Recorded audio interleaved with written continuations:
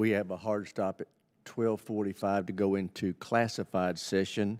So we will try to adhere to that. Mr. McGuire of Virginia is recognized. Thank you, Mr. Chairman. Thank you, Secretary Colby. And thank you to all of our men and women that are veterans or continuing to serve our country that are here. I say it all the time, and I mean it.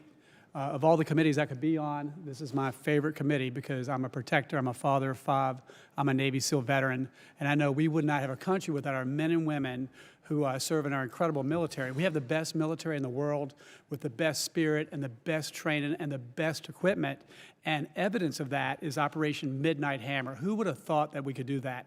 I bet you our adversaries can't believe how successful that mission was. How about absolute resolve? Amazing. All equipment in, out, all people out. And of course, Epic Fury. 49 leaders. One of the number one things you want to do is take out leadership. And that could normally take 6 months to a year and lots of boots on the ground. One strike took that out. And of course, air superiority. But we couldn't do that without the leadership of this Commander-in-Chief, Secretary of War Pete Hegseth, General Kane, Secretary Colby, and the Department of War, but also without the leadership of the chairman and this committee. That success is because of what we do here. So my message to our troops that might be watching this is as we mourn our fallen, we've lost 1,000 or more troops over the last 47 years. To their families, we're praying for you. To our troops that are on the front line right now, we have got your back. We can do politics later, but right now as a country, we need to all be on the same team, wearing the same jersey, and that jersey says USA. One of the worst things in the world is to be deployed downrange and see your representatives downplaying what you're doing and how important it is. They are on the front line. We can disagree, okay, but let's worry about that later. Let's make sure they're fully supported.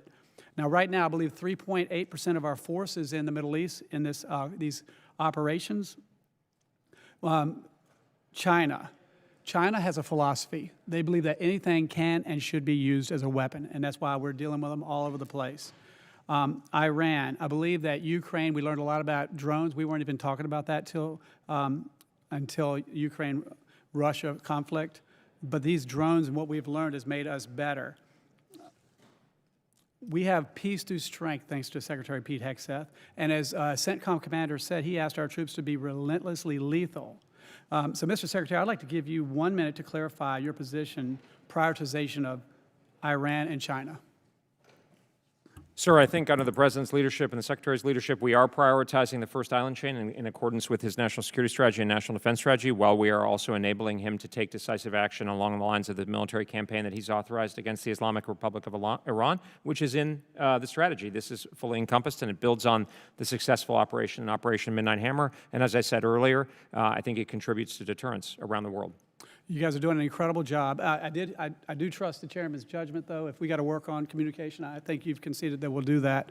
So thank you. But in the sense of keeping the homeland safe, how are we going to keep adversaries from getting a foothold in the Arctic and the Panama Canal? And again, it would be stupid for us to tell people how many soldiers we have, when we're going to attack, but with what you can say to answer that question.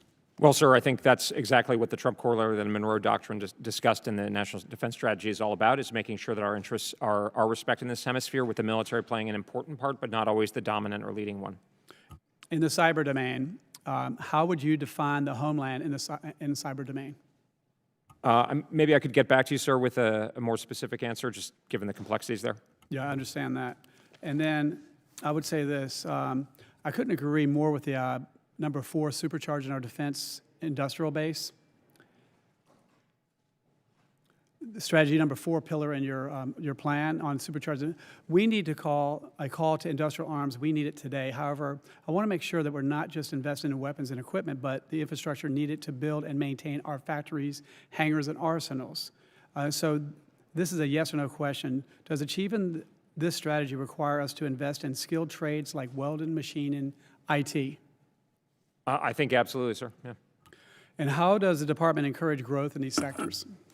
Sir, I defer to some of my colleagues in the services and otherwise, P&R, et cetera, but I think we all know that getting a skilled workforce is actually a huge part of addressing this issue. Well, we've got your back. Thanks for all you do, and God bless America. God bless our troops. Thank you. I yield back. Gentlemen,